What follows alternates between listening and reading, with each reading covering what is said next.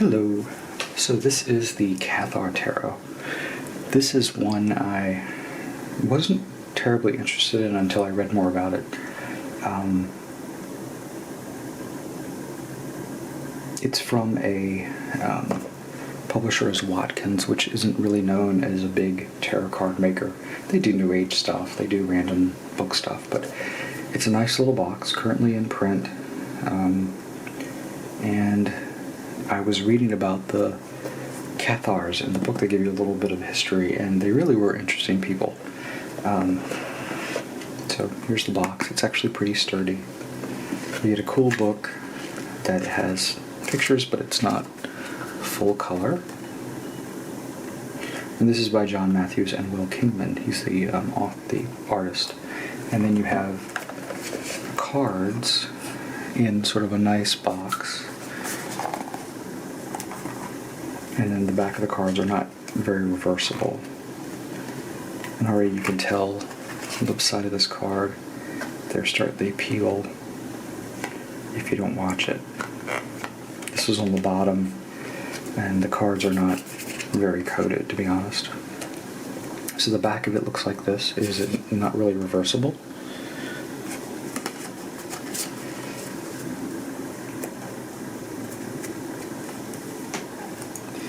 So the Cathars, I was like, yeah, I know a little bit about, but what does this say? Who were the Cathars? They were,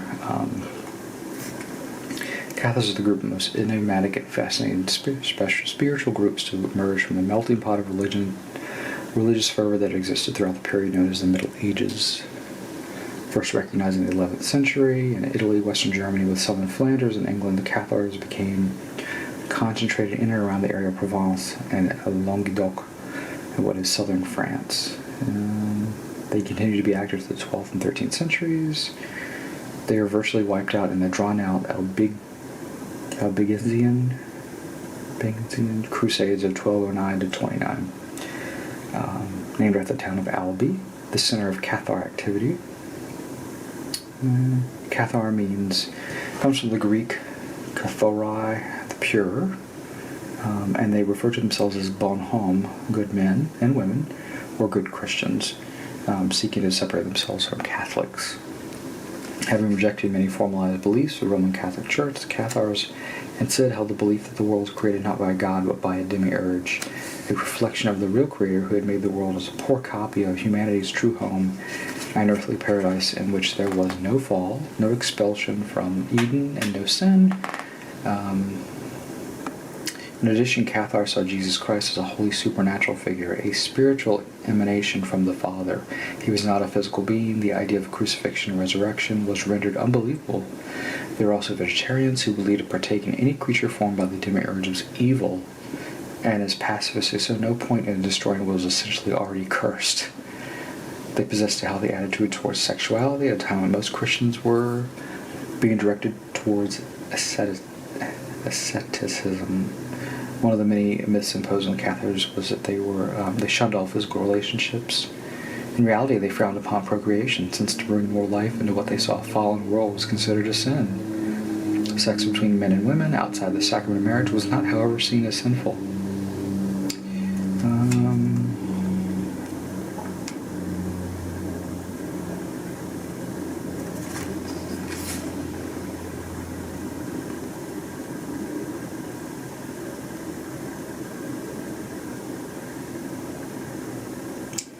And let's see. I mentioned a little about the Grail and then the cards. Not too much about the Grail. Like they weren't known as keepers of the Grail or anything. So let's look at the deck. Here we have the bon homme, which is what they're known as.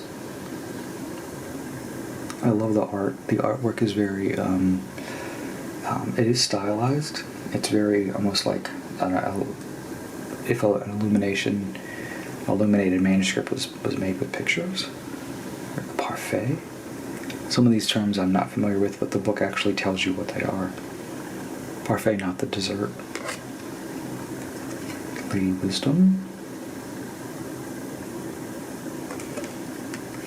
And these cards, they're okay. They're not very coated, even though they're a little shiny.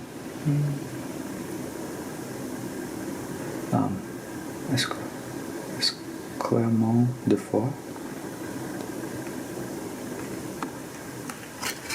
These are people, I guess, well-known Cathars, Raymond de Trincavel. And Lucifer is 5. And in the back of the book, which I should have mentioned, is the traditional tarot. So Lucifer as the Hierophant, Love Feast as lovers, the Ascension,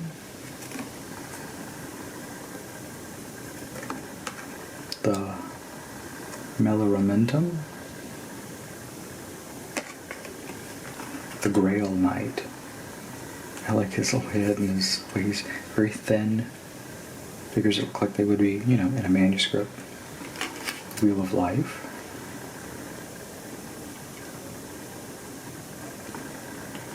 The Convenenza.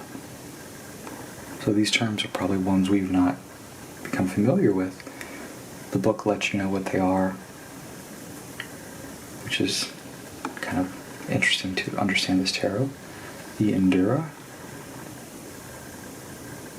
It's a very medieval setting. Death, just a skull.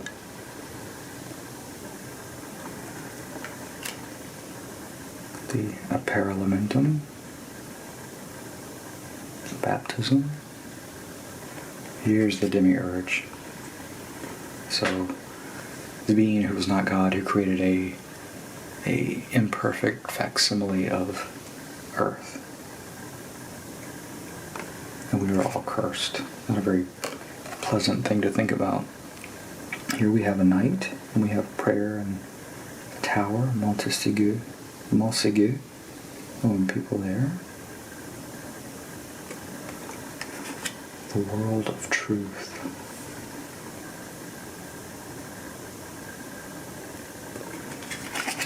The world of shadow.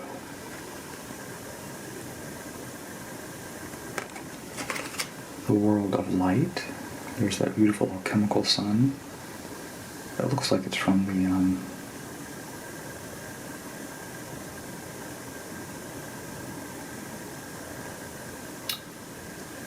the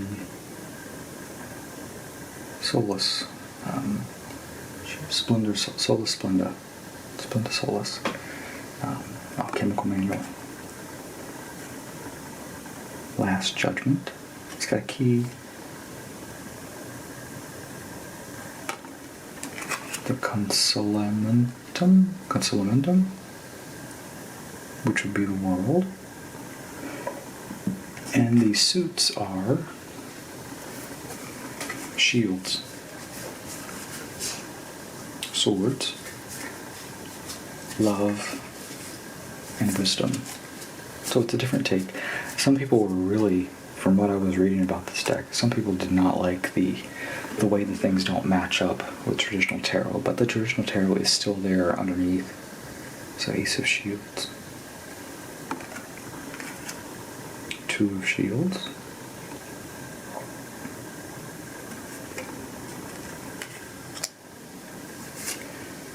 Three of Shields. Do they look like beautiful little Renaissance paintings? Four of Shields. The people don't look too cartoony. They have their own stylized feel to them, which I really like. The shadows and all.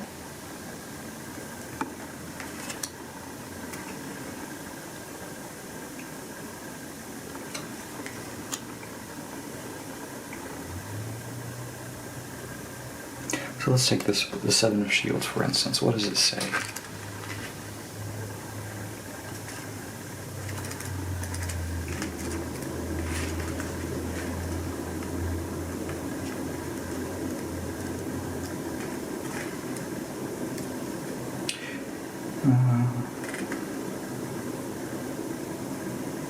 The card is all about the successful outcome of a prolonged struggle. You've climbed the tower, scaled the mountain, climbed the hill, and now you seize all is yours to command. It's just the meaning. It doesn't really tell you about the depiction in the card. Not like the major arcana. 8 of Shields. 9 of Shields. Throwing poor people out in their underwear.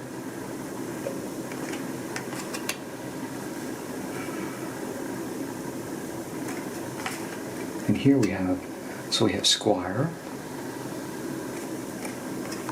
the Knight, the Lady, and then the Lord. That definitely looks like a Botticelli. Now we have Swords.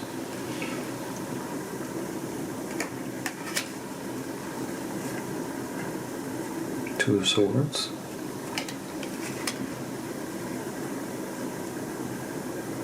Three of Swords.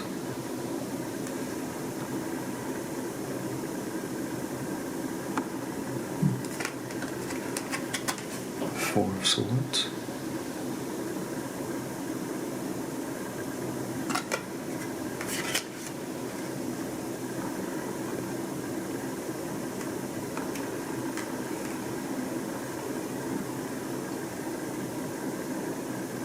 Six. 7.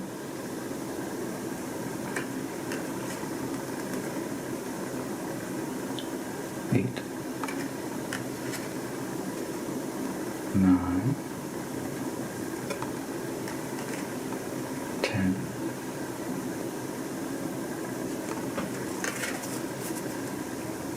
Squire of Swords. Knight of Swords. Lady. And Lord. Now we have Cups. So I guess this is supposed to be the Grail. This one is indicated by sort of a phoenix and a cup.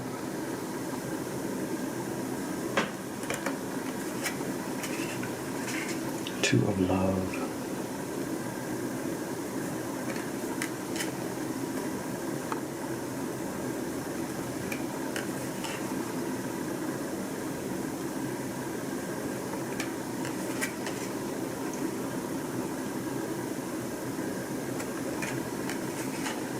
You know, little children fighting.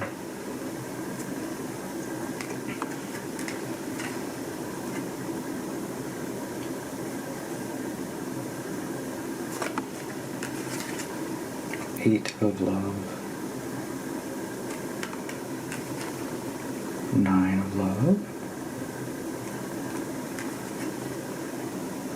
10 of Love. Those are all women eating. Squire of Love, riding. Knight of Love.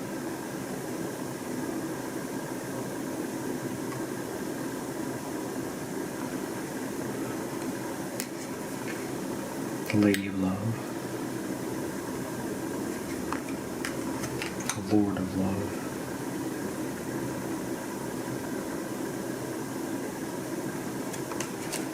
And then Wisdom is the last one. So here we have a document in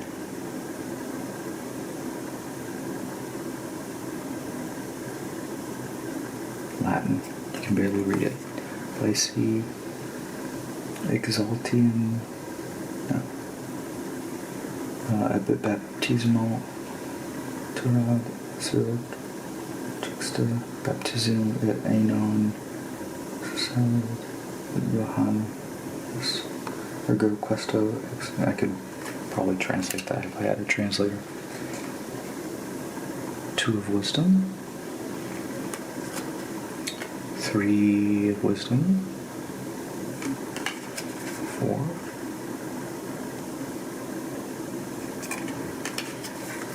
5.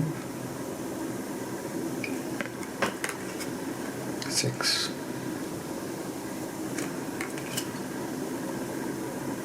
7. That's a miser. 7. First. You give me that money? I'm not giving you that money. 8. 9. I love the blue sky with the gold. 10. Squire, wisdom. Woman who looks like the woman who was down in the well in Silence of the Lambs, the senator's daughter.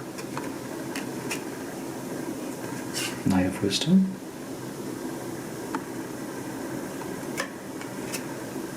Lady of Wisdom. There we see the fleur-de-lis behind her. And the Lord of Wisdom. And that's the deck.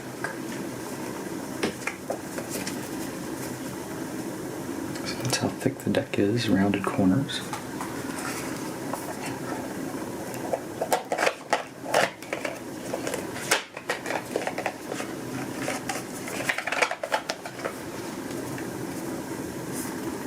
And the book goes right in there.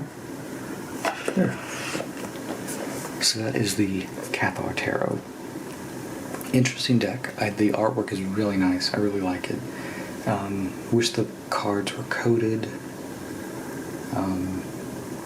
They're a little bent, but other than that, it's an interesting deck. Something, especially if you're interested in Cathars and their history, and especially the major arcana in this are really cool. Anyway, thanks for watching.